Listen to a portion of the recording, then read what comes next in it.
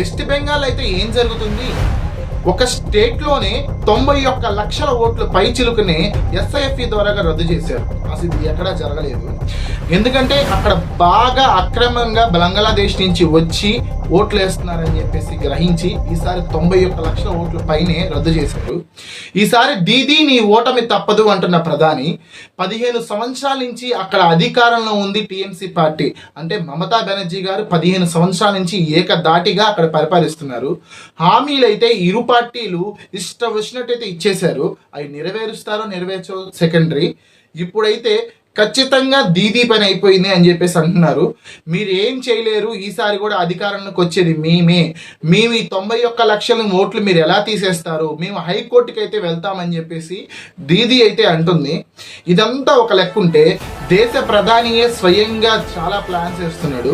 ఖచ్చితంగా ఈసారి వెస్ట్ బెంగాల్ని వదిలిపెట్టకూడదు, మన బీజేపీ జెండాను అక్కడ ఎగరేయాలి, అక్కడ జరుగుతున్న అన్యాయాలు కానీ కుట్రాలు కానీ మొత్తం క్యాచప్ చేయాలి, చూపియాలి ప్రజలకు అని చెప్పేసి ఒక మోడల్లో ఒకటి ఉన్నాడు.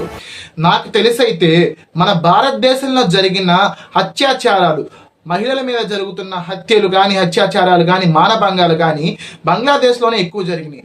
రీసెంట్గా మెడికల్ కాలేజ్ కానీ హాస్పిటల్ కానీ అక్కడ ఎంతమంది ఇబ్బంది పడుతున్నారు, కానీ దీదీని మాత్రం గెద్ద దింపలేకపోతున్నారు.